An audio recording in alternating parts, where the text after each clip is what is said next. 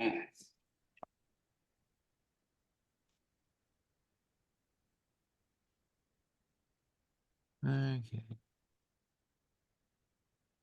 Oh, there you go, Mel. Is she in here? All right. Oh, there she is. Yep, we're here. Alrighty, thank you all for coming this evening. As always, I don't know what number we're at. Jerry might, but 124. 124. I was gonna guess 25. I was close. Yep. 124. Can you believe that? So anything going on this past week and a half, Mel? I don't believe so. Nothing interesting on my end. How about yours? Oh yeah, I bought a new TV. Oh, that's fun. And yeah, they're saying everything's built now in the United States. I got my new TV and looked at it and said it's built-in antenna. I can't find that country on the map anywhere. I not sure where that's at, but Maybe you can watch the races better. well, yeah, that's why I got it. We actually stepped up our viewing pleasure around here because now we can get we have gone streaming and we're able to get 20,000 TV stations Holy moly. anywhere around the world that you want to listen to. Seriously. So I've been watching the news in Las Vegas and see um, Sacramento, California last night just because I could do it. So all right, carry on.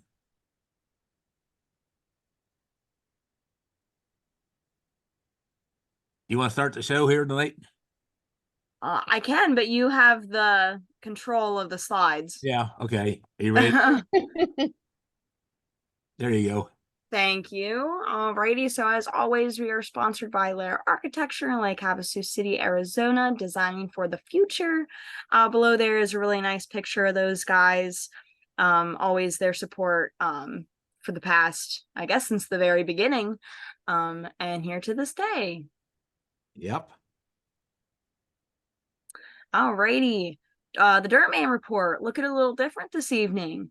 But as always, Andrew, if you miss any of his videos, we don't have one tonight, but check him out on Facebook, Instagram, TikTok, YouTube. Posts a lot of really cool educational content. So please check him out if you haven't already. All right, the Institute out in Waynesboro, Pennsylvania, South Central. They are really moving and grooving on their campaign. They're coming out with a new name here shortly. I'm unaware of the name, but we will figure that out soon enough. They want to educate, inspire, and unite. Check out their website there using that link if you haven't already. And if you're feeling generous, think about supporting their campaign. Goes towards a good cause.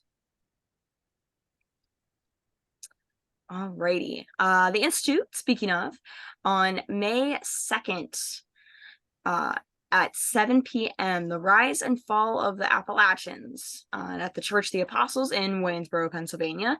It is free and it is a program being run by our own guy here, Jerry Jones. He's going to be leading that program. So if you are interested or if that title looks appealing to you, feel free to write down this information, that date, time, and address. And if you have any further questions, ask Jerry yourself to get any further details. It is full. So we have been talking about the geology bus trip with the Institute, with some of our other community members here, Jerry and Steve Lindbergh. It is still happening in May 11th. However, It's full. All the seats have been taken. So this popular program should be a really good success, a really good time. Hopefully they talk about some really interesting things and all members enjoy themselves. If you're interested, I believe they're going to do it again next year. So just keep it in the back of your mind if that had interest you. Alrighty, Youth Archaeology Week. Dillsburg, Pennsylvania. It is happening this summer, June 17th through the 22nd. The time is 9 a.m. to 3 p.m. and is open for grades 6 through 8. So if you guys have any children in your lives, children, grandchildren, neighbors, nieces, nephews that like to get their hands dirty, that like to learn something new, this might be the thing for them. If you're looking for any other further details, you can always follow that link there at the bottom, excuse me, Northern York Historical.org/programs/archaeology camp, or you can email Jerry directly and he'll be able to answer any questions for you. And we are looking for adult help too. So that makes everybody in the room eligible to help out. And get your hands dirty too. Red Lion Telescopes. Wade Kraut. This has been new on our program slides, but you can either call or email if you are interested or in the market for a new telescope. You can schedule a time to either view, touch, and demonstrate any of the telescopes that they have in stock. Of course, they are located in Red Lion. The address is listed there if you live nearby in South Central PA. And they offer a variety of different telescopes and materials, and they have a bunch of customers already from the surrounding York, Lancaster, Harrisburg areas. They do offer free in-home delivery, which is really nice, setup, and an overview of how the telescope works and how to use it properly and how to take care of it and keep it safe and clean. So, like I said, if you are in the market for a new telescope, if you're looking for a gift for somebody, this is a wonderful resource that you guys are more than welcome to use. All right, our upcoming Zoom schedule. Next time we see you, actually, it's going to be April after Easter. And we're going to have a new speaker with us from Susquehanna University, Jennifer Elick. The Legacy Islands, the unintentional anthropogenic artifacts forming in the Susquehanna River, the North Branch. So she has a brand new theory about how some of these islands are being formed in the river. Next, the April 16th. This is going to be a fun one too. What do you find inside the Pennsylvania Geological Survey Library with Jody Smell? And I talked to Jody this week, and we are going to send out a little quiz paper for you all participants before that program, so you have a chance to answer the question. But we're gonna ask you some questions about what you think is in the Geological Survey Library, and make some guesses. And Jody's actually going to answer those questions for you as she does her program. So we're going to see how well you know a library, and particularly the Geological Survey Library. The rise and fall of the Appalachians I'm going to do here. That's May the 7th. For the ones that can't get to Waynesboro, we'll do it in the Zoom Rock Room. In case you are signed up to do the bus trip, like 4 days later, you'll have that background and orientation.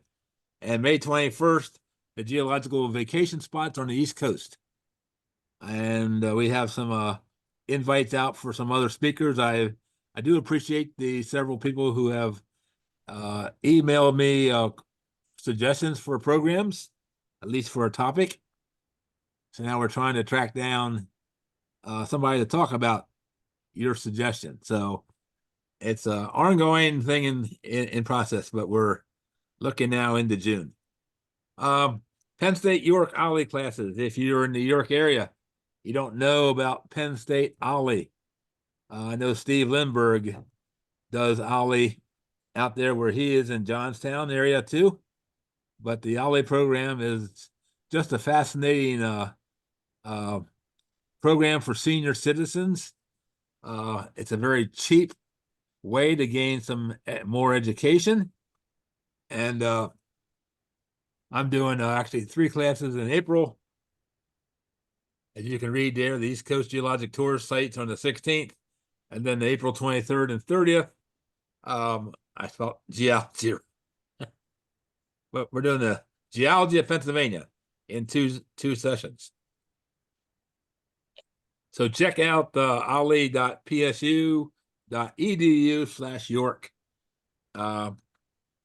to learn more, because it's an incredible program. They do a wonderful job with the big assortment of programs, and we instructors don't get paid anything for doing these. This is strictly volunteer. Okay, something that just came to my attention like 2 days ago. If you like astronomy a little bit, and particularly naked eye astronomy, where you don't need a telescope or even binoculars to see, I am going to send the link out to you here in a bit. But there's going to be a nova that's going to be visible in the evening sky starting, they say, anytime. And it will be visible, they think, through September. It's going to be in the Corona Borealis constellation, which is the northern crown, as I'm pointing to it up here. And along this line in here, there's going to be a star that does appear. It's going to become as bright as the North Star, and then, like I said, fade out. It's 3,000 light years away, and it is expected to reappear again in about 80 years.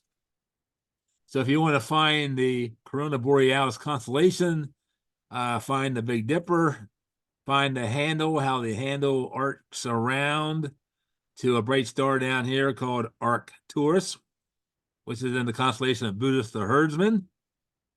And Buddhist looks like a kite. And a little bit to the east of the top part of the kite, you'll see the northern crown.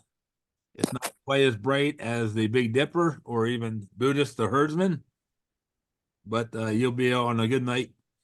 You can see the crown shape, and it's within that area right there where this nova is going to appear. Again, I have a link I'll send out to you that explains what is happening and what's going to happen any day now. And of course, the solar eclipse. We've been pushing this for a few months now, and we have one more session to bore you with it. But we do have April 8th, the total eclipse of the sun along that blue and reddish lines. If you're any place within that zone, you're going to see totality, which does include Erie.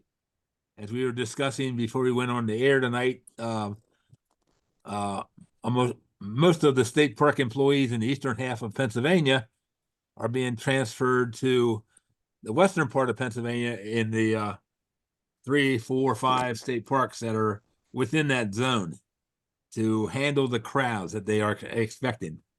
And these people have gone through crowd control training, so they know how to deal with large crowds. And as I heard and I told you before, down in Texas, the state of Texas, and somebody said they think Kansas is now involved in this, is that they are probably going to announce a state of emergency because they fear by the influx of people coming into the state, they're going to run out of food, they're going to run out of gas. It's just going to be a mobbed area. So anyway, April 8th, and I am doing a program along with Redline Telescopes at Cador State Park in Hanover, one of many places that will be having viewing parties in the York Adams County area. We'll be at Cador's at the main marina, 1:30 to 4:30. The center of the eclipse is at 3:21, where here will 92% of the moon will be eclipsed for just a few moments. So anyway, So that brings our intro to the end. Okay. Um, I told a story in church on Sunday, and I think I'm going to pass on to you all. It's a great story, it's a great example of what we call wisdom.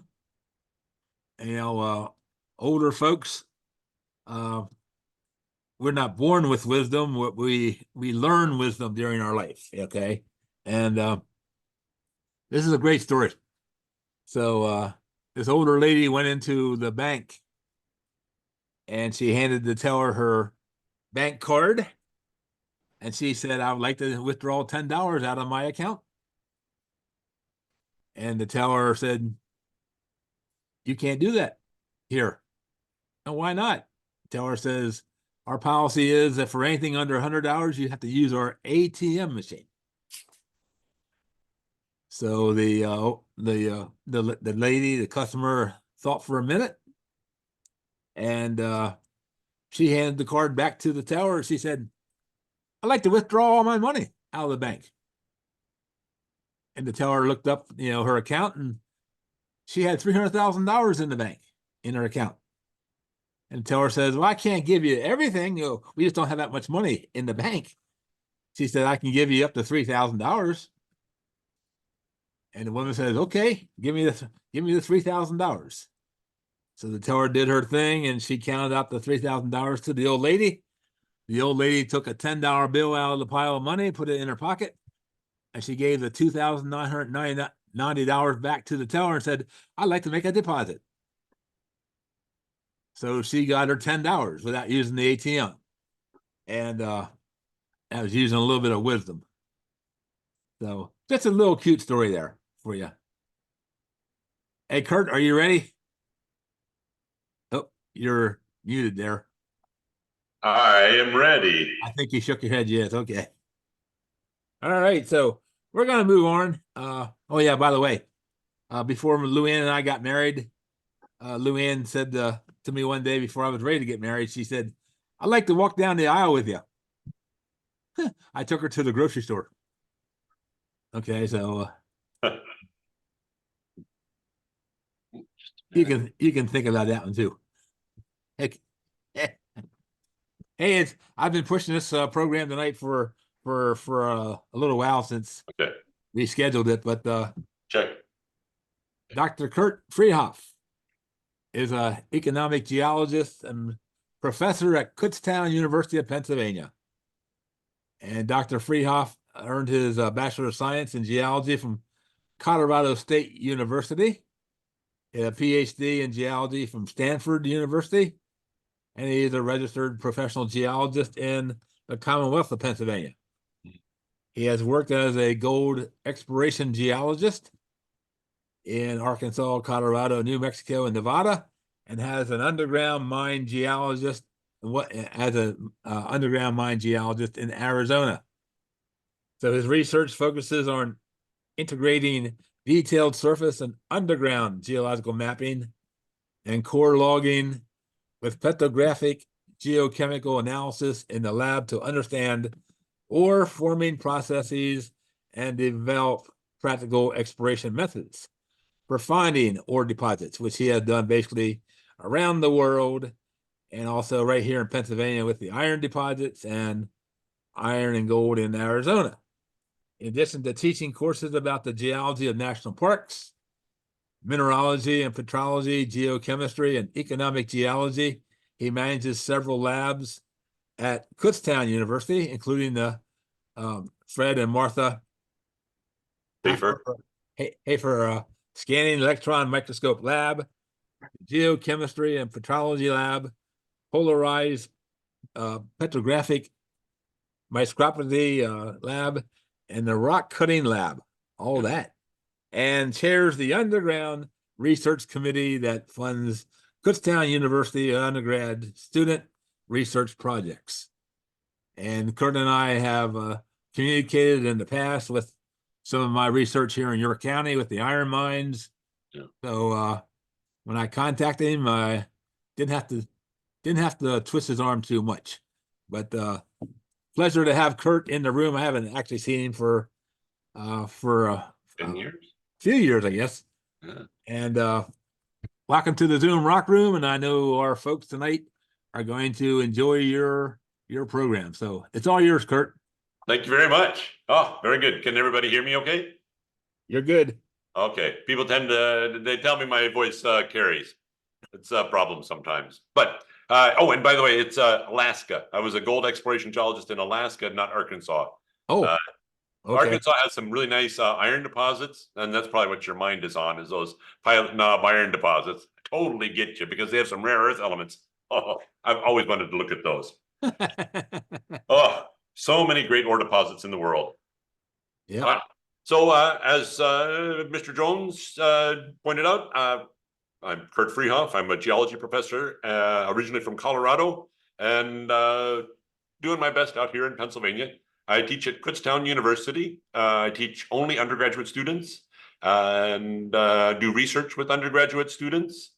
And when I do that, I do it with field work. So we'll go out and we'll hike around and map the geology of mines. I usually study mines.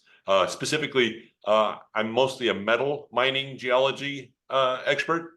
And then we'll collect rocks and we'll bring the rocks back to the lab and we'll cut them using rock saws, just the same kind of rock saws that you all probably use, diamond bladed rock saws.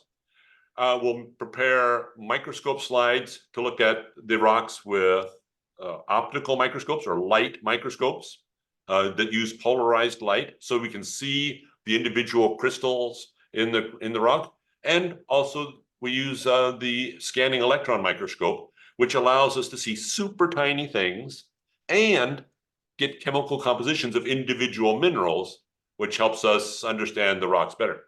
Once we know what the minerals are in the rock, we can figure out what the conditions are that formed the rock in the ore deposit. And if we can figure out how ore deposits formed, then we have a good idea of how to look for more. And ore deposits are important because we all need metals. Everybody uses copper. If you use anything with electricity, you probably use copper, steel, aluminum. A lot of people like gold. I'm not as thrilled with gold, but I do it because you get paid for it, I guess. I also studied molybdenum, which is a thing that makes steel very strong. I've looked for rare earth element deposits. Those are the things that make some screens phosphor, make very strong magnets. If we didn't have magnets that used rare earth elements, we wouldn't be able to have very strong small magnets. And the reason that's important is electric motors use magnets and the interplay between a electromagnetic field and the magnets in order to operate. So if we didn't have these very small, strong magnets, we would only have to have a strong magnet. We would need a big magnet. And in the olden days, we used to have to roll down the windows with a crank. But nowadays, most cars have like a little push button and the windows go up and down because there's a little motor in there in the door. If we didn't have these rare earth magnets, you could still have a power window, except for the motor would probably make you have to move your knees over a little bit to kind of make room for this giant motor that would have to be in the door. So there's all kinds of things that we use these rare earth elements for. So that's some of the other things. Don't get me started about mining though, because there's so many things that we use with mining, and I'll talk all night about that. Tonight, I'm here to tell you about one of the special tools that I use for analyzing the chemical compositions and the shapes of very, very tiny minerals in rocks. And this is the rock room, so this seems good. So I'm going to share the screen here. As soon as I find my controls. Make that one big, share this screen right here. Can you see a screen that says Zoom? Yeah? Does anybody recognize that Zoom? That's from the olden days. When I was young, there was a television program, kind of like Sesame Street, but it was called Zoom, and it was a bunch of rapscallion kids doing educational things. And you probably, the younger people in the audience, probably could recognize and identify all of the rocks that are illustrated on the left-hand side of the screen. Do you guys know where those pictures are from? Uh-oh. I'm guessing that maybe Jerry Jones might not know. Not all of them. Nope, those are Minecraft. It's a computer Oh. game it's all about geology and mining. So, Zoom Rock Room, welcome everybody. We're going to cover a couple of things. I didn't know how old the audience will be or how experienced you are, so I'm just going to assume that all of you are nuclear physicists with expertise in calculus and the highest levels of mathematics and physics and chemistry and biology and geology and astronomy and all the sciences together. Okay? Is that a good assumption? Not a good assumption? Okay, that's fine. I get it. So what we're going to do is I'm going to try and explain how the electron microscope works, and then we're going to use the electron microscope, and we may even be able to have a kid help if there's any kids out there. So let's first start. This is just kind of a quick overview of what I'm going to talk about today. I'm going to talk about what is a scanning electron microscope and how do we see with this. I'm going to skip over the sample preparation because we don't have time, and then we're going to demonstrate some of the different ways we see with this, because I have some samples here. I'm working in the lab right now, and I can feed the microscope view straight through Zoom to you. Actually, I can not only do that, but if we have a kid in the audience, I can even make it so that the kid can operate the scanning electron microscope from their own home through Zoom. So we'll find a volunteer here once we get to that. Ready? So first thing, this is what the lab looks like. These are 4 students. They're actually studying microscopic paleontology. They're studying fossils that are super small.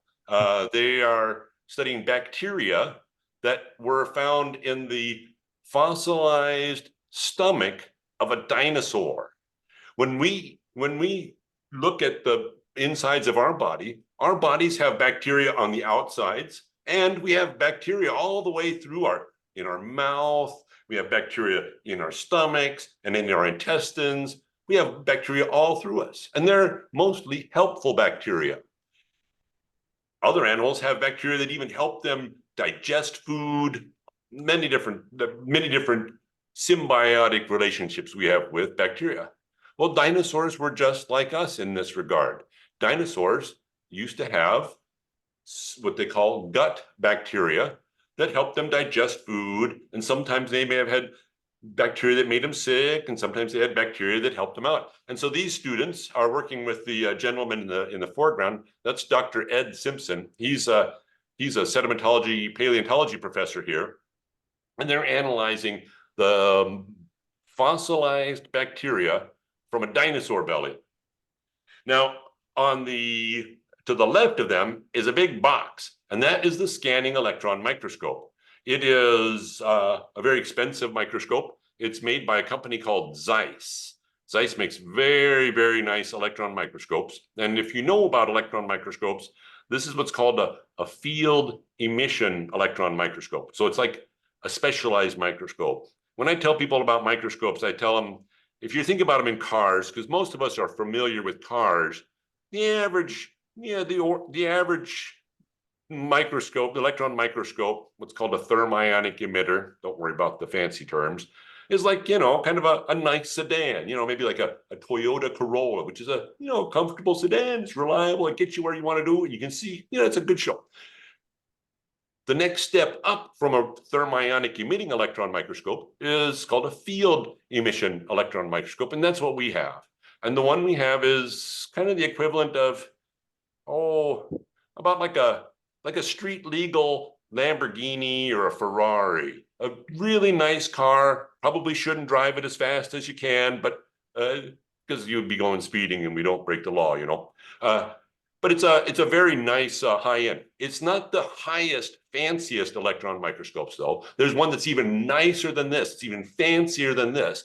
But that one we did not get, even though that's like $1 million kind of microscope. We didn't get that one because the really fancy ones have a very narrow use. They're really good at seeing the things that they're specialized for, but they're not good for general use. And we want to be able to have different kinds of people use our microscope in different ways.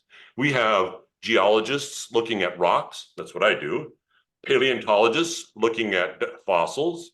We have chemists looking at crystals that they've grown. We have physicists who look at things like solar power collectors, and they analyze the compositions at the surface of those. We have archaeologists who analyze arrowheads and chert and flint and things like that the Native Americans used. We have an artist. The ceramics professor experiments with making the different kinds of glaze, the smooth surface on pottery, and she experiments with the chemistry and mixes different chemicals, sees what they look like, and then uses the scanning electron microscope to determine what are the crystals that formed. And so she can kind of tweak and modify her recipes to get the better result for what she's trying to do. And then we have biologists that use this as well. Biologists like entomologists, people who study bugs. The entomologists love this thing because bugs are really easy to see with this electron microscope. But also marine scientists looking at plankton, whole variety of people. So it's a very diverse instrument. It's kind of expensive, but that's what it costs to have something great. What's really nice is we got this really nice microscope. We're not a big research university like Penn State or Stanford or something like that, where they have a lot of resources that they devote to research grade microscopes like this. We're a small undergraduate only public university that is primarily a teaching university that we do some research on the side. We were able to get this unusually nice microscope because there was a very generous donor who donated to help pay for the whole thing, which I thought was wonderful because some people, they work really hard and they earn lots of money and maybe they become wealthy and they become just miserly. But other people, they see what they have and then they give back to the community. And Fred and Martha Hafer did exactly that. They said, oh, look, here's a tool that's going to help a lot of young scientists.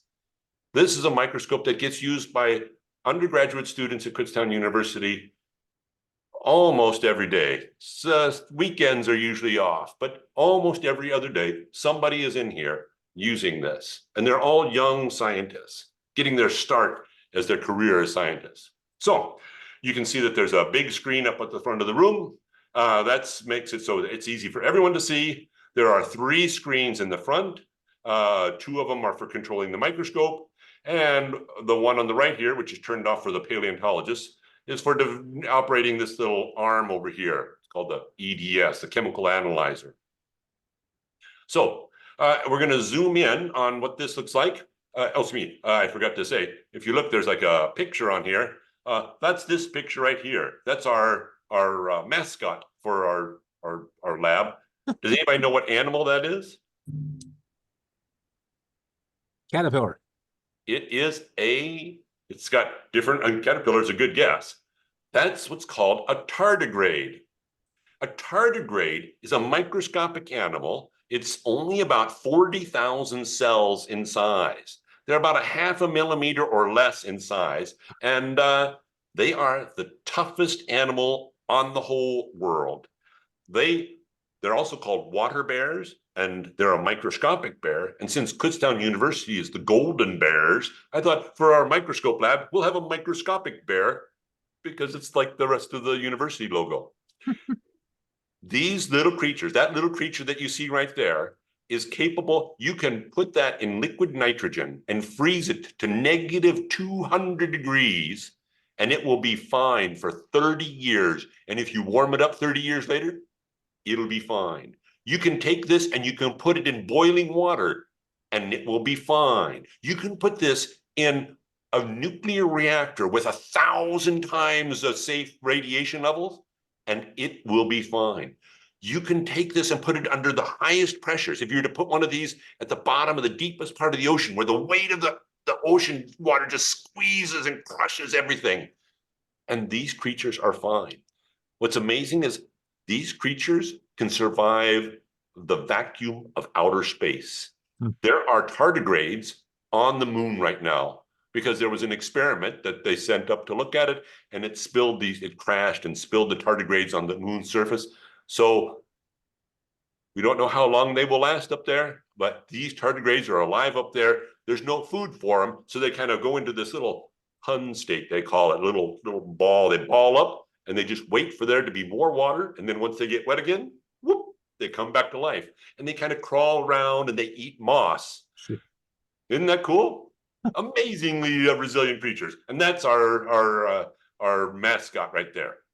So the electron microscope, this is a diagram showing the electron microscope. It has a vertical thing called a column. It's like a pillar, where at the very top is a thing that generates electrons. It shoots out an electron beam, kind of like a ray gun that you might imagine from looking in old science fiction movies where there's like ray gun. This is shooting a ray, but the ray is not light. It's a ray of electrons. It's a very, very fine electron beam. Our electron beam is about 30 microns in diameter. That's what we typically use. We can make it smaller or bigger, but 30 is what we typically use. That's about 1/3 the thickness. I wish I had more hair to show you, but it's about 1/3 the thickness of a human hair. So imagine if you were to take a single human hair that was about half a yard long, about 2 feet long, and you were to slice it right down the middle so that there were 3 really long strands, and you were to hold them tight. That is the shape of the electron beam. But the electron beam's not made of hard stuff like hair. It's made up of electrons. And electrons are the basis of electricity.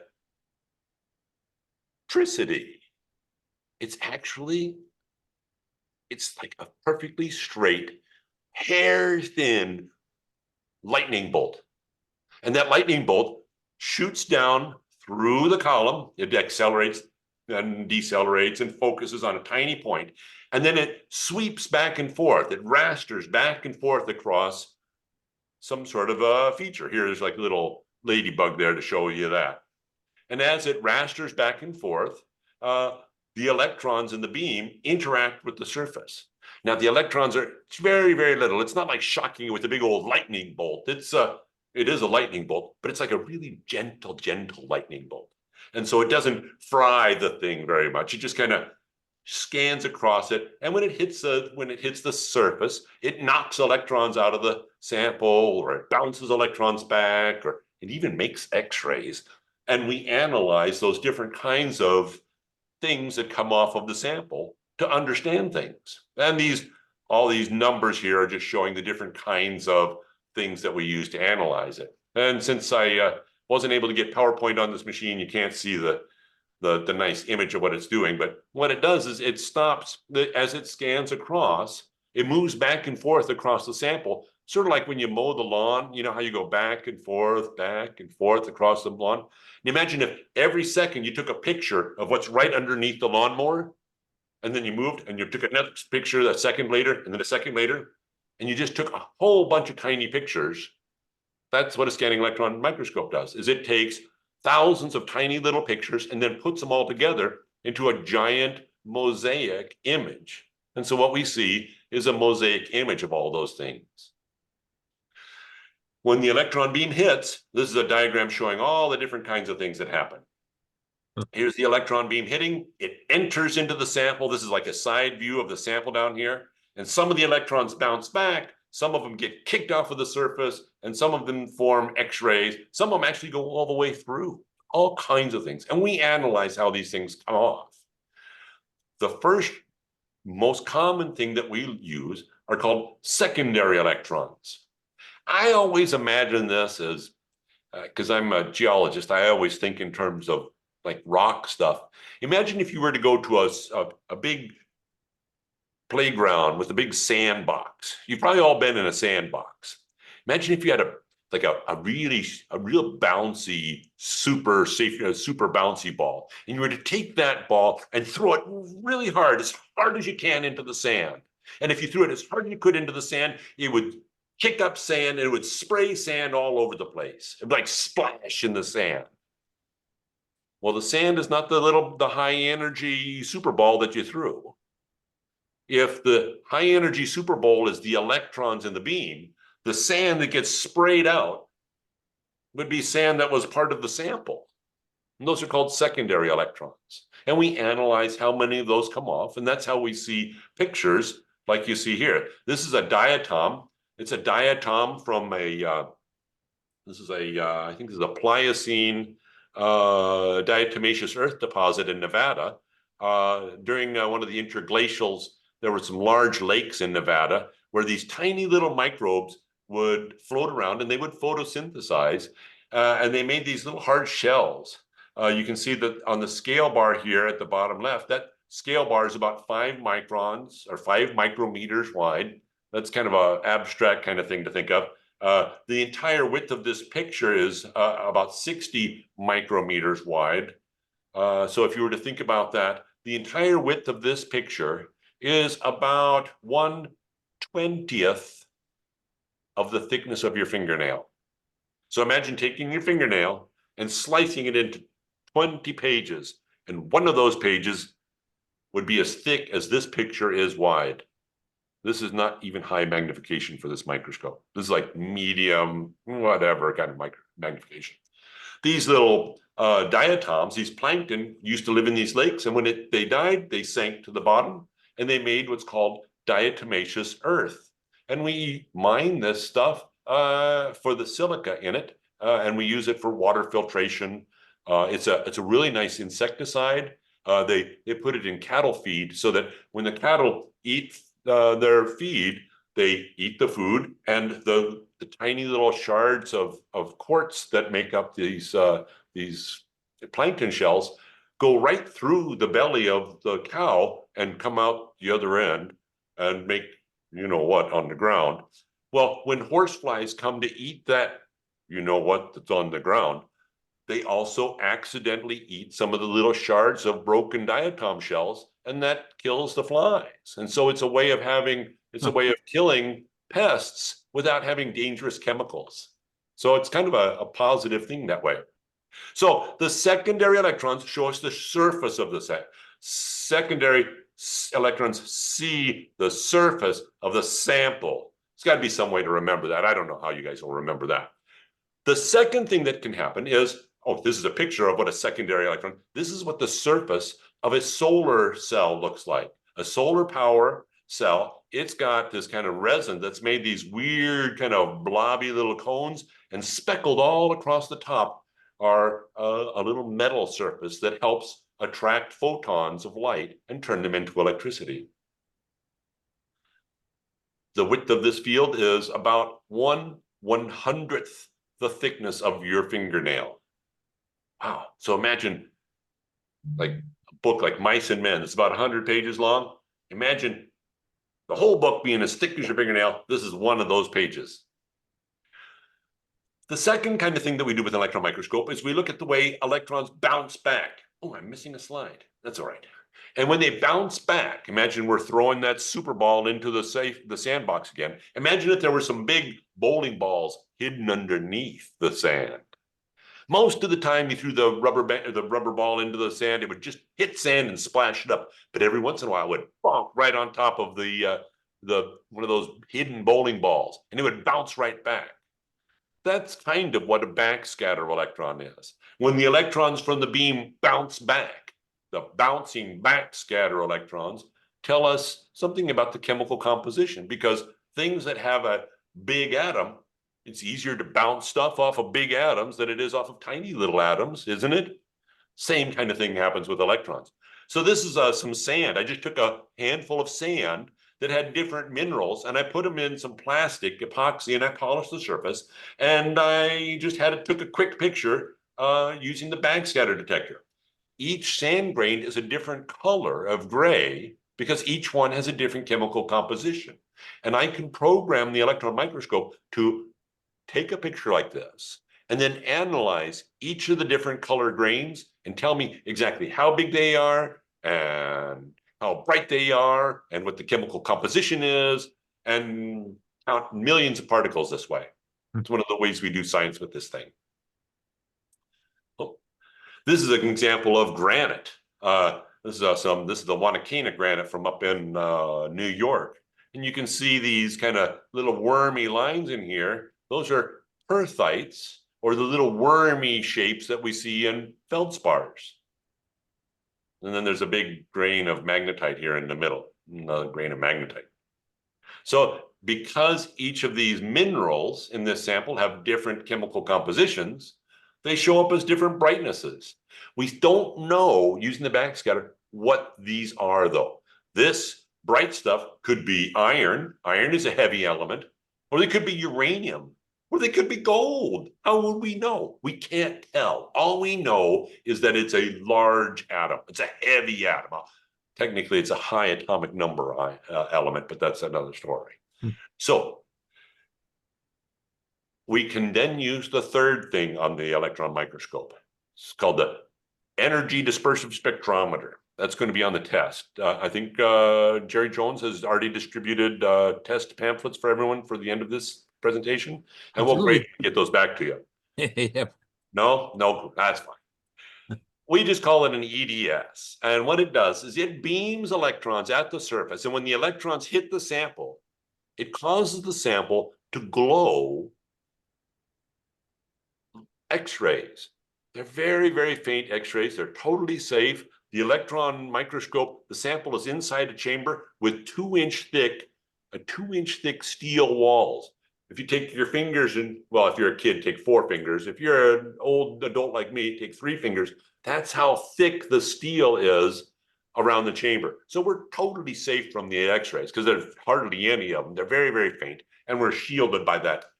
But when an atom in a sample gets beamed with a strong electron, it will glow an X-ray. And the color of X-ray, there's different colors of X-rays, tells us which elements are present. And the amount of each color of X-ray tells us the amount of each element.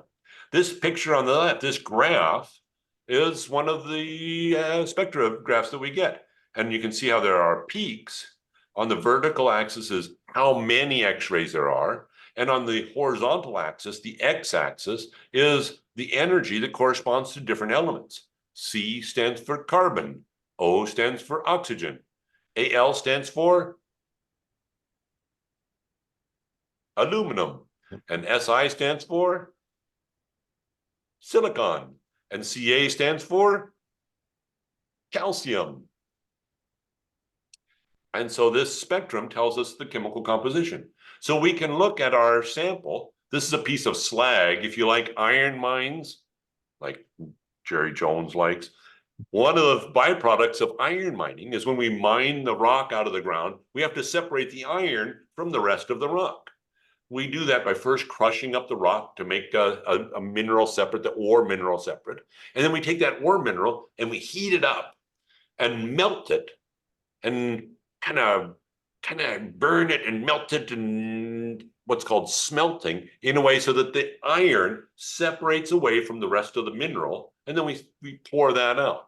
In the olden days, they used to make this big furnace where they would melt iron ore, and it would make a big puddle of iron inside of this big vertical kiln, or this big vertical reaction chamber. And they would take a big field of sand and they would draw a pattern in it that looked kind of like an H. If you made it like an H with a whole bunch of branches instead of just 2 branches. Imagine kind of like an old time radio antenna, but that's probably not going to help anybody, an old television antenna. And they would pour the iron out of the furnace into the sand, and the iron would flow into the little ditches and harden up to become what's called pig iron, because the little branches look like suckling pigs on a mother pig, and those were called pig iron. That's called pig iron.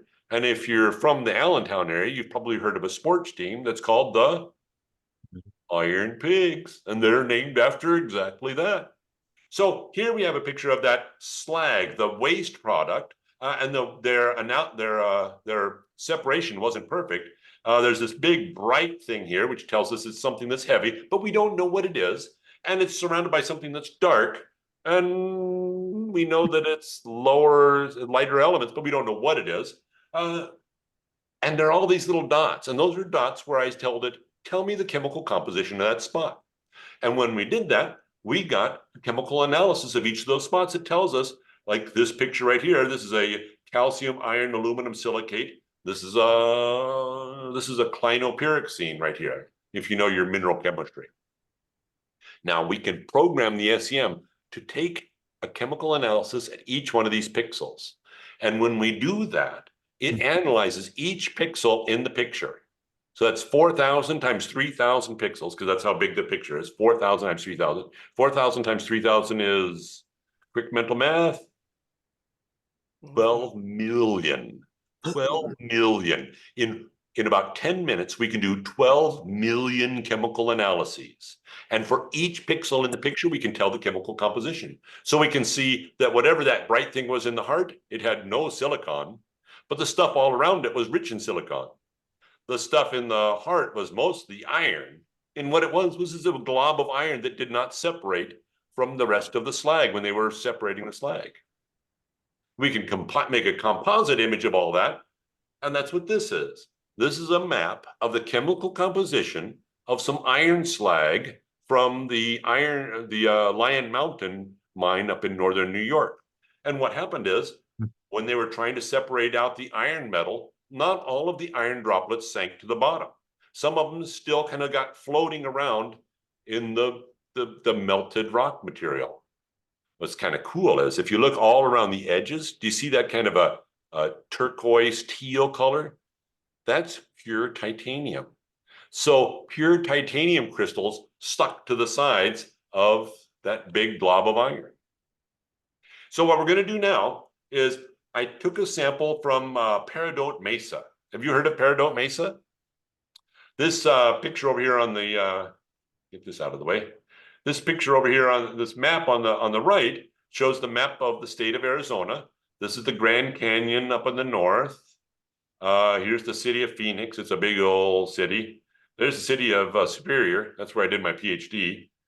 And right in that big red kind of starry area is the San Carlos Apache tribal lands or reservation. On that is a place called Peridot Mesa. A mesa is a flat top mountain. It's the Spanish word. Mesa means table in Spanish.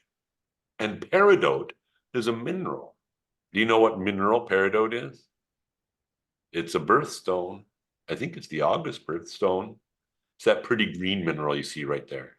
Olivine. Olivine, you got it. It's olivine.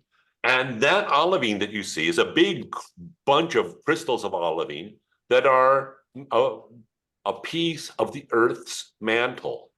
So when you think about the structure of the Earth, there's the outer shell, that's the crust, that's what we live on, and about 25 to 30 miles underneath that. It's about 25 to 30 miles thick. That's a long ways, isn't it? 30-mile thick of crust. Underneath that is the mantle. And the tectonic plates kind of float around on part of that mantle. Well, at Peridot Mesa, there was a lava flow that brought lava all the way up from the mantle. As that lava flowed up through from the mantle, it broke off chunks of the mantle peridotite and carried them all the way up to the surface. So this is a chunk of mantle stuck in a bunch of black basaltic lava. And this is a very famous rock. It's a beautiful rock. They call these chunks of rock that are stuck in a magma xenoliths. Xeno means strange or foreign, and lith means rock. So they're strange or foreign rocks inside of the basalt. And what I've done today is I took a sample of this xenolith right here. This is actually the one that I cut. I cut this into slices, And then I polished the surface so that we could see a nice flat surface. I didn't do a very good job of it because I was just kind of screwing around. But that's what I want to look at right next. Okay, so I'm going to figure out where did my mouse go. I'm going to stop sharing this, and I'm going to share a different screen right here. Now you should see the interface of the electron microscope. And this is a camera that's looking inside of the chamber. Right here, the big blocky thing in the middle is that slice of rock. And you can see I did a really hack job of it. I'm kind of embarrassed by it, but I can't believe I did this in front of public like this. Ideally, I want to have the top and bottom parallel so I get a nice even focus. I was just cutting these by hand and I wanted to see what it was looked like. And I got too excited because it's one of my favorite rocks and you know how that happens. On the right over here is a photograph that I took when I put the sample into the chamber. And I put a couple of things in here. Unfortunately, this is too big for us to be able to analyze the other ones, but we'll be able to see this. This is that slice. I'm going to just zoom in on it. This is that slice of rock. This part right here, these big crystals, they're all kind of brown colored right now. But those are the green peridotite. And this other part over here, the finer, smoother part, is the basalt. And what I had to do in order to look at this with the electron microscope, remember, electricity is a bunch of electrons. That's what the electron beam is. Have you ever taken a balloon? I can't do it with my head anymore, but it used to be that I could rub a balloon on my head. And when I did that, it would build up static electricity.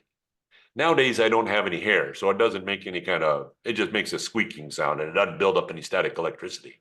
But the reason static electricity builds up on a balloon is because a balloon is made up of a electrically non-conductive material. Conductive means it lets electrons flow through it. Non-conductive means it does not let electrons flow through it. And rubber does not let electrons flow through it. Electrons don't flow through rock very well either. And so if we were to pour a beam of lightning electricity onto the surface of a rock over time, it would just build up a bunch of static electric charge. And that static electric charge, it doesn't get so much that makes little lightning bolts in there, but what it does is it screws up the beam and it messes up all of our imaging. So what I did is I took the sample and I coated it. And we coat our samples with one of two things. We either coat them with graphite, a very thin layer of graphene, about 20 nanometers thick or less, depending on what our sample is. That's 1/200th of your fingernail. Well, it's even smaller than that. Holy smokes. That's 1/20,000th the thickness of your fingernail.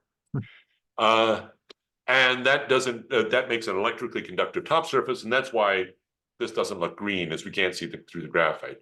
The other thing we coat our samples with sometimes is gold.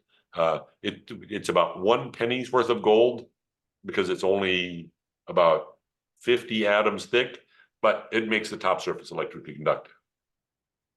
So here we can see the sample in there. You can see that it's sloping because I'm a slacker, and I'll own up to that. There's an electron beam shooting right onto the sample right now. We can't see it because our eyes cannot see electrons. Our eyes can only see photons. We see light. We don't see electricity. When you see a lightning bolt in the sky, you're not seeing the electricity of the lightning. You're seeing light that is glowing from the plasma where the electricity heated up the atoms in the air. If you had like electricity out in the middle of outer space, like a lightning bolt in outer space, there would be nothing to see. It would just be invisible. And that's what we're seeing because the chamber in our electron microscope doesn't want to have atoms of air or molecules of air getting in the way of the electron beam. That rock that you're looking at right now, the vacuum is 3 times 10 to the negative 6 millibars. That's 1 billionth of an atmosphere. Think about that, a billionth of an atmosphere. Wow, super strong. It's not quite the strength of the vacuum if you were on the surface of the moon, but it's getting close. So it's a very, very strong vacuum. And we do that so that we don't have any molecules getting in the way.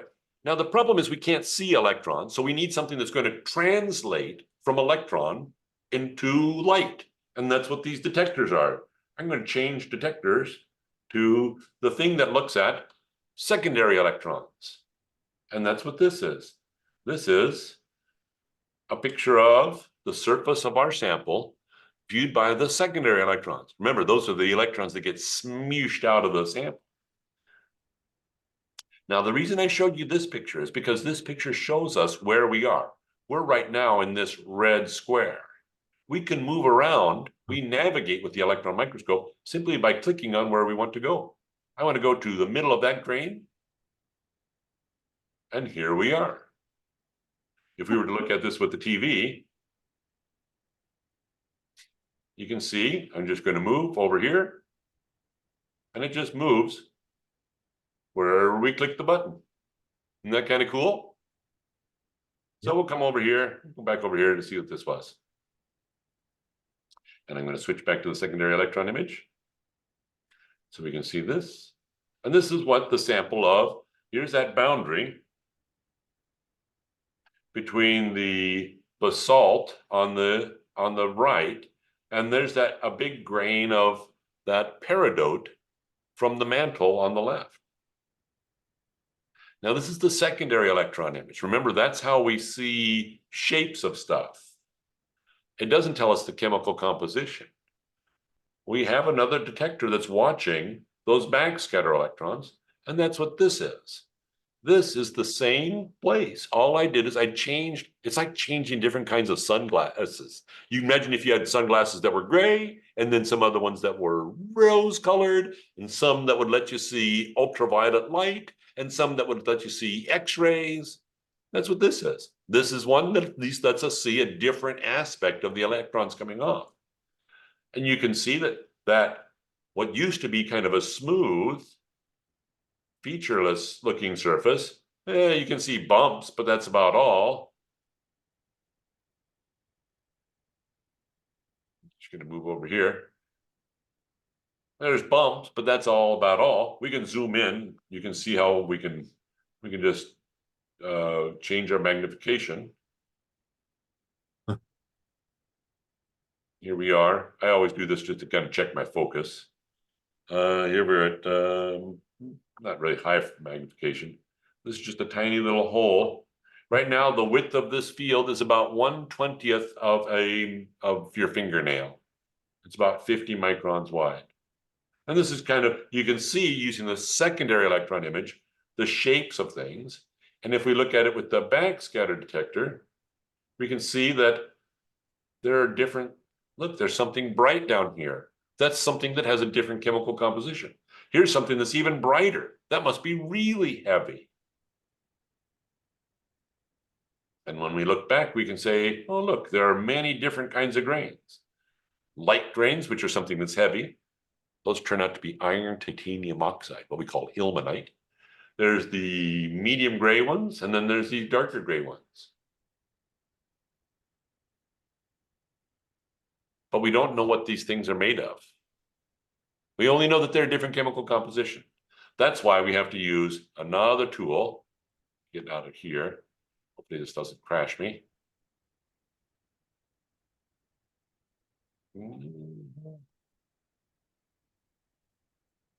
I'm going to, Jared, can you, I need to do one quick adjustment over here. All right.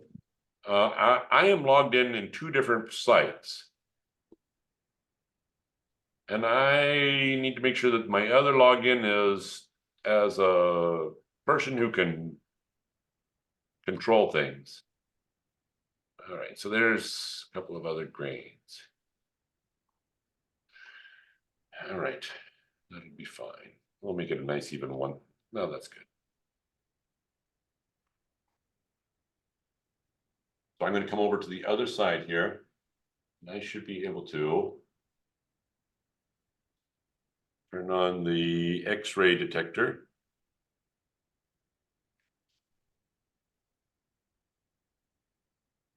Change this by negative 0.5.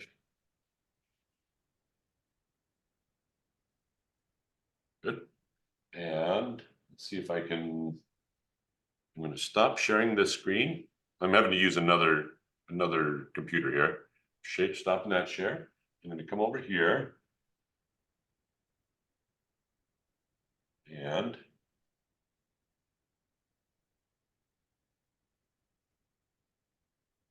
are there any kids in the audience? No, we don't. No kids. Oh man, I was hoping, because kids, these are fun. Kids love this kind of thing. We're gonna pick a volunteer out. Or Yeah, that'll be fine. We'll find a volunteer. That'll be good. Hey, Jay, give me a moment. I have Audrey here. I can get Oh. her. Is there a volunteer already? we Oh, we do we do have a kid. No kid. Yeah, that's fine. Yeah, we do have a kid. Oh, you do have a kid. Oh, great. Oh, great. Oh, looks like a kid doing some old iron mining. Paul Fagley. Oh, I've heard that name. He had worked at Greenwood Furnace. Oh, okay. Good, good. Of course, this is like the iron mining group together, huh? All right, so let me see. And I'm going to share this screen. Excellent. Looks like you've already set this up for me. Thank you. Can you see this right here? Can you see like a interface? Yes. Excellent. Project The what? notes and Oh, look at that. There is a kid right there. What's your name, kid? What's your name? Guillermo? Adriana.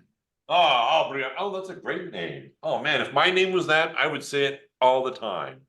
My name is Kurt, and I used to have a friend. She was from Turkey, and she was going to have a new baby. And she says, "Oh, I'm going to have this new baby. He's going to be a little boy. What should I call him?" And so I was just being a jerk, and I said, "Hey, how about you call him Kurt?" And I knew this woman for 10 years, and she goes, "Oh no, Kurt is too aggressive." And I thought, Kurt means short. It doesn't mean aggressive. And she goes, "No, in Turkish, the word for wolf is Kurt." And so all this time she's been calling me Wolf. I didn't even know. But if I had your name, I would prefer that. All right. Let me turn off this because I don't want to hear anything. And let's see. Remote control. And this is going to go to, okay, I'm going to do one thing real quick. I'm going to get us ready for the analysis. And then I'm going to have you. So the first thing we do in order to do a chemical analysis, we're going to have you figure out what these minerals are, is we're going to click on the, in fact, I'm going to just have you do this whole thing. How about that? I think that'll be good. I'm going to hand you just a minute, remote control, and this is going to go to Paul Fagley somewhere in here. Paul Fagley. All right, Paul, can you, I have my hands off. Can you use the mouse? Yeah. Okay, here, use the mouse. No second here. Not moving yet. Is it moving yet? No, hold on a second here. Okay, no problem. There you go. Oh, that was me. I was just checking Oh, to that make was sure you, it's still okay. alive. Okay, here we go, honey. All right. You want to go to the start button? Right there. Yep. Can you click on the start button?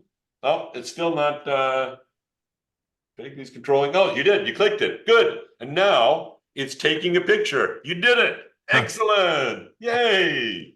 Excellent job. You're now taking a very nice resolution picture. The picture is going to take about a minute and a half to take, so we have time to talk. So what it's doing now is the electron beam is rastering back and forth, just like when you're mowing the lawn. Does your dad make you mow the lawn yet? No, she doesn't mow the lawn. No.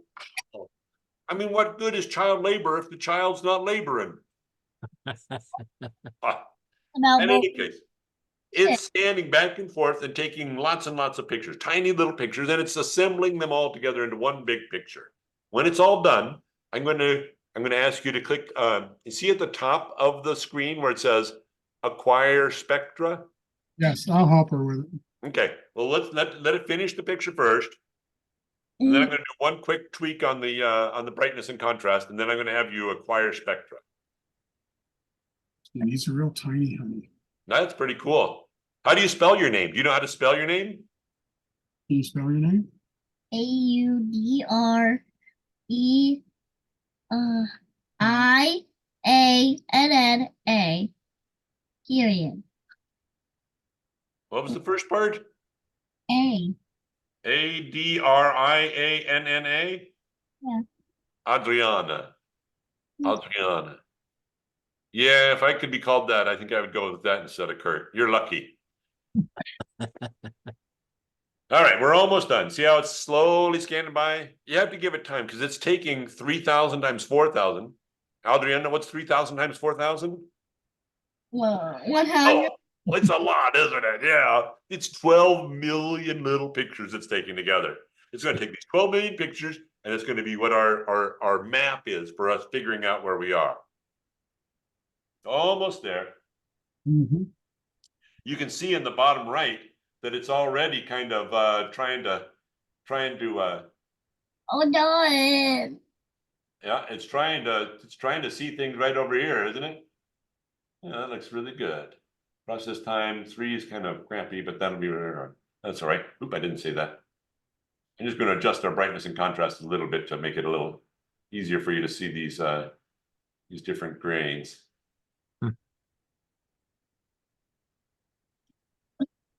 Can you see different kind of grays? All right, you're back in charge again, Adriana. At the very top, see where it says acquire spectra? Hold on. You want to go right here. It's at the very top, right in the middle. It says acquire spectra. It's one of the big, it's right next to the thing that says scan image. The very top. It's a big button. Will you please click on that big button? You got it. Now you've changed, and you click right now.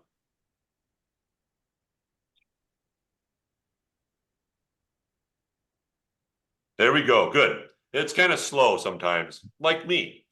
Now you have a mouse, and you see how the mouse, can you move the mouse and find one of the crystals that you want to analyze the chemical composition for? Just move the mouse to a crystal that you want and click on it with the mouse. Just click one time. A big Just one. go ahead and move it right on down to that big one. That's a good choice. Move it right on down there. Just use the mouse. There you go. And you click, and look, you did it. And look how at the bottom right, how it changed. Oh, I see somebody changed something here. Let me just make it quick. Then they do acquisition lifetimes. I'm going to do a 10-second analysis. There we go. It's now analyzing that. And the thing that you're looking at, if you look at the bottom right screen, has Fe, that's iron, Mg, that's magnesium, Si, that's silicon, and O, oxygen. That was an olivine crystal that you just clicked on. Can you click on a different colored gray crystal to see what the other crystals are made of? Please? Click on a white one. Any other one? Click on a, get your mouse on a white one and click on it. Yeah, just take the mouse, click on, what if you click on one of the really bright ones, the really white ones? What do those things are? What do you think those are? I'm trying to get the big one. I can't. Oh, yeah, the mouse is a little slow. Oh, there, There you go, honey. is it working? Hold on. Okay, there you go. Oh, there, you just moved it. Oh, you got it. Oh, there, Where did everyone go? All right. there you go. You're moving the mouse really well. There you go, right in there. Let's see what that is. There you go, good job. Look at that. That's an iron, titanium, oxygen mineral. And all the mineral collectors in your group are probably saying, ah, that's the mineral ilmenite. Ilmenite is one of the titanium ores that we mine. That's not enough to make an ore, but in fact, there's actually a $250 million Department of Defense grant offer out there right now for people to find titanium resources, because the United States doesn't have any active titanium resources of our own anymore. We mined them all out. Can you do one of the dark crystals, please? Oh, yeah, I know which one. Choose the darkest one. Yeah, put it. Oh yeah, you totally have this now. Look at that. You're totally moving around. Perfect. You do not own a room now this time. So that one's got potassium, sodium, aluminum, and silicon. That's a feldspar. We almost don't use Yeah, Good well, job. Find another one. Can you find one more, two more? that click on one. something else. Click on something a little different. What? Oh, And come down here. how about this one? All right. Oh, that one's a hole. That one's going to be hard. You have to go a little bit south there. There you go. That is a hole. And look what happens when you shoot electrons into the hole. Do you Oh. see how there's no spikes over there? That's Ah, because the electrons are going in the hole and they're not coming out. It's like you're shooting, if you had like a spray bottle, a squirt gun, and you were squirting it into your mouth, and the water wouldn't spray anywhere because it all gets stuck in your mouth. That's electrons falling down into a hole. Spike. Yeah. Oh, now the spikes are back because it's done doing the analysis. Very good. Get a light one? Yeah. What about that really long one? You see that really long one just south of you? Yeah, perfect. Ooh, what's that one? Hold on right there. Click on. Oh, there you go. That is that's an albite crystal. That's a plagioclase feldspar. It's spiky up there. Yeah, you got some good spikes on that one. You can't see them, but there's spikes on here. Yeah. Now you can do several of them at a time. So when I'm doing these analyses, I want to analyze several quickly. So you can click on That one. click on a grain and then click on another one like very soon afterwards. And you'll see what happens. Click on 3 grains, 1, 2, 3. You went up in here. Yeah. I'll do this one for you. Okay, 1, now another one, 3, 1, 2, 3. See how one of them is yellow and the other ones are Blue. blue? Is that what the color they are? Or teal. Oh, you are good with your colors. That's what I was going to call them too, but I didn't want to, use fancy words. Yeah, what that's doing is it says it's doing the analysis of the yellow one. The white one's already done, and the teal one is the next one in line. Huh. And those are potassium feldspars. Very good. You're doing really well with this. Like, Was that fun? Thomas, it was fun. yeah. Good. I like fun. I like fun. I like learning. Okay, I'm going to turn that off and I'm going to have you move around on the electron microscope. So just a minute, I'm going to stop this share. Oh, just to finish, can you click at the very top, see where it says calculate composition? Yep, perfect. All right. Now I'm going to just do the quick, I'm going to add the analyses to the calculation. But do you see that big table of numbers there? Those are the chemical analyses of each of your analyses. And at the very top, do you see where it says report results? Will you click on that for me, please? Where it says report results. It's a big box at the top, kind of just a little bit to the right of the middle. There you go. And it's going through and it's doing the calculation. It's analyzing each of your analyses, and then it makes. Can you see that? It's still, Oh, it's showing the wrong one. I'm going to share the other. Share. This is what it made. It made this picture right here. This is a Word file that has the picture that shows where your analyses are. Huh. It shows each of your spectra, one at a time. And then at the end is the table of your chemical analyses. Good job. Wow. So I'm going to stop this and I'm going to hand this back over to you again. So just a minute, I'm going to go to screen share.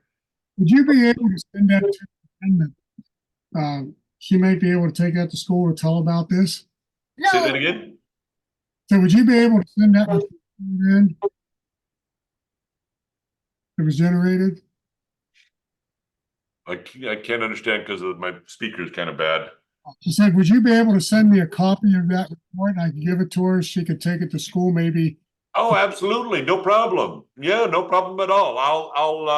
I'll send that right over to you. In fact, why don't we have her? So I just handed you the power. Do you have? Can you move them?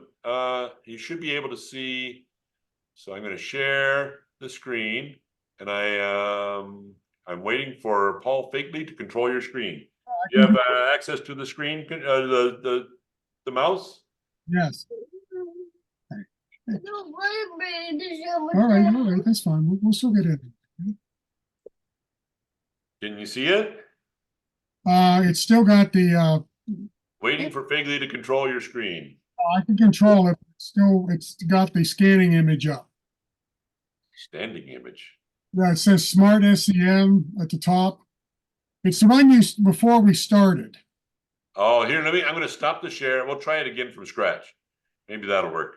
I'm going to share the screen. Yeah. Here we go. And then I'm going to do remote control, and I'm going to give that to Paul Figley. And now it says waiting for Paul Figley to control your screen. Yep. Controlling your screen. Good, good.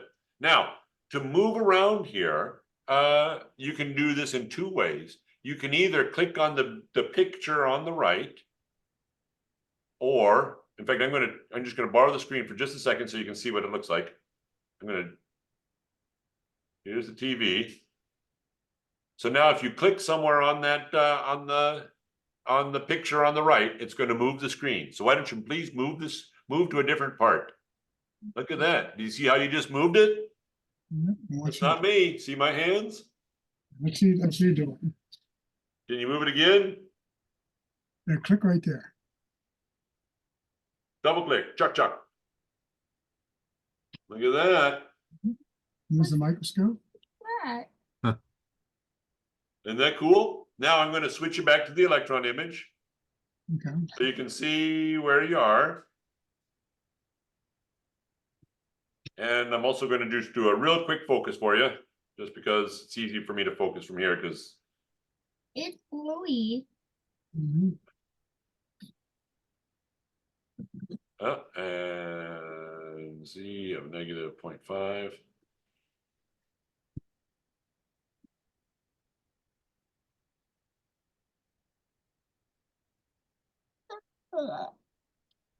Very good. I'm going to just adjust our brightness a little bit.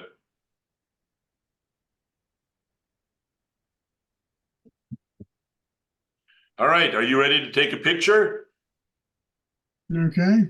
So I've set it up. So I wrote little macros so that if you look at the top, see there's a picture of a camera. You want to guess what happens if you click the picture of the camera?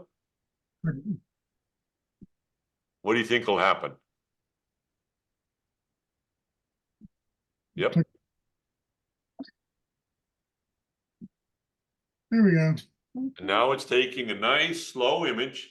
It's going to take 2.7 minutes to finish this picture. And I'll send this picture to you. I'll also send it to Jerry Jones. I'm also going to change this picture because it says this is Kurt Friehauf, but that's not Kurt Friehauf. This is Paradont Mesa. I didn't do a picture. I didn't know. Yeah, it's taking the picture. It's taking a picture right now. And this is Adriana. Let's go, Adriana. Lamperlund. Adriana. Did I spell it right? It's A-U-R-E-I. So what is the letters? Actually, can you just type it?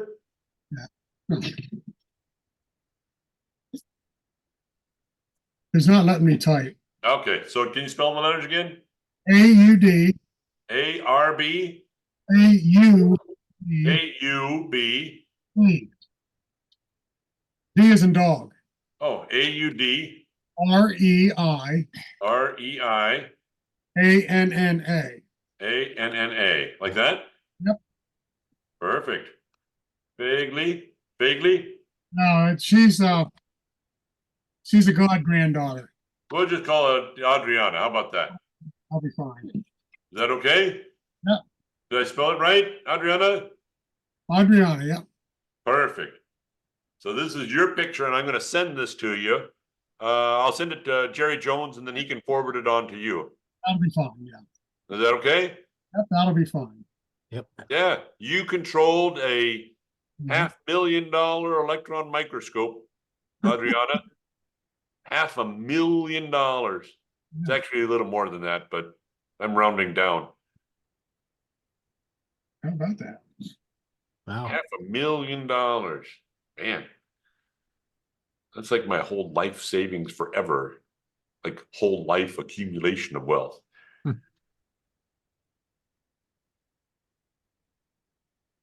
There we go. And that rock that you're looking at is basalt. In fact, we might as well, I'm just going to write that on there just to make it easy.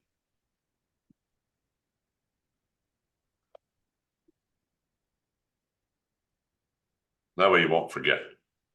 From Peridot Mesa. Ooh. And it's almost done. See the little orange dot in the bottom right?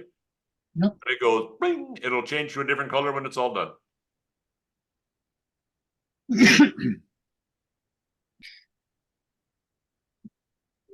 There we go. I'm going to save your picture. Okay, looks like somebody else has been using it. I'll just change directories. Friehauf. Zoom rock. And we're going to call this sample number 1. And this is Adriana. Adriana. Peridot Mesa. Here we go. I'm going to send it as a JPEG too. Can I stop smiling? Yeah, he's outside. You did a good job. Wonderful. I can't see it. Right there, there's your picture. I don't see Yeah. it. And I'm going to send your picture. Actually, I can show you your picture right now. This is what you'll see. I'm going to stop the share. I'm going to go to data, Friehauf, Zoom, Adriana. This is the picture that I'll show you. I'll send to you. That's your picture right there, Adriana. I don't see it. Where? That's your picture Right No. there in the middle. That's the one you just took with the microscope. Oh, with the electron microscope. where That is- is basalt from Peridot Mesa. what's The that? bright things are ilmenite, the medium things are olivine and pyroxene, and the dark things are plagioclase and K feldspar. And the really dark things are holes. Cool. Really cool. Yep.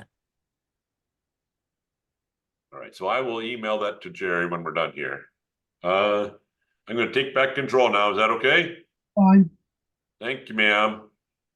Yeah, you get to do that. Great job. Yeah. Really good work. You really had it. Oh, she's in first grade, so. You're in first grade. Good Yeah. job. Mhm. What's that? The moon. No. That's this piece of rock right here. Oh, that. Yeah. Well, Piece of rock. There's that little square right there is what you're seeing right here. Oh, isn't that pretty cool? Yeah, you're right. Yeah, you're right. This is where your picture was, right there. Well, does anybody have any questions about electron microscopy? If anybody have any questions here for Kurt? Well, I'll turn on the chat so I can see the chat. I don't think anybody was in there yet for any questions, but Okay. You may photograph, but do not look at the sun yourself. Oh, yeah. Oh, yeah. Yeah, that's good. Jump to the latest. There we go. Oh, yes. You're welcome. I would not know why there's not a student at Kutztown that would not enjoy your lab. Oh, well, thank you. Yeah. I'm ready to come over there now and sit in with you for a week. Yeah, I'm lucky. I have really good students here. It's weird. Now, Kutztown's a small school, but we have amazing students. It's neat. I used to think that, oh, all the smartest students will go to, all the fanciest colleges. But a lot of people, they don't choose colleges based on fancy name. They choose it for other reasons. Like when I went to Colorado State, because I lived in that town and I didn't have any way to really go anywhere else. And I think a lot of people that come to Kutztown, we have some amazing people. We have one of my former research students will defend her PhD at Stanford University in the summer. She's doing a PhD in both geophysics and geochemistry. Wow. Like, where do these smart people come from, one of the paleontologists is working on her PhD at Berkeley, one of the best schools in the country for that. It's nice they go to Kutztown because we're a small undergraduate only program. And so the professors don't have our attention split between undergraduates and graduates. It's just undergraduates for me. I have no graduate students at all. And so students get a lot of attention, and then they go on and go to a bigger grad school where the attention is for graduate students. That's what I'm trying to do with my kid. My kids, I try and get them to go to a small school for undergrad, something like Kutztown or whatever, and then go to somewhere else for grad school. Oh yeah, Gap Nickel Deposit. Huh, cool. There you go. All right. Well, I probably need to get to bed because I get up at 4 and Okay. I still have to turn everything off here. Well, we certainly really appreciate your time, your talent, your willingness to come onto the Zoom Rock Room, and I get to see you again. And I do have a question for you, but I'll email that to you. Okay. But Thank you. we certainly appreciate it, and this is all, of course, was being recorded, so you can go back and see it anytime on jonesgeo.com, sort of thing. So, Kurt, I know you got to go, so again, we thank you for your great program. I love that. Thank you. Yep. And thanks for letting Audrey participate in that. Oh yeah, I was glad that we had a youngster. She did a great job. You did, It's yeah. kind of hard to control from afar because there's a little bit of a lag time. Yeah. That was the first part. The mouse just kept bouncing around. Yeah, that's the lag time. Mm. That's life of remote operation. When we had COVID lockdown, I was able to have students continue to work and operate the electron microscope from home. Oh. So they were in quarantine because everybody's living at home then. And I would come in and work in the office here and in the lab, and I could just hand them the control and they could do their work that way. Wow. That's cool. Yep. Can't let them take a break. No breaks. All right. I need to lock everything up. So thank you very much, everyone. I wish need you a to great night. Unshare your screen with us there. Oh yeah, I got to stop sharing. There we Before you go. go too far. There we go. There you go. All right. See ya. All right. Thank you, Kurt. Thank you. You bet. And thanks again for everybody for joining us tonight. And hope you have a good, safe 2 weeks until we see you April the 2nd.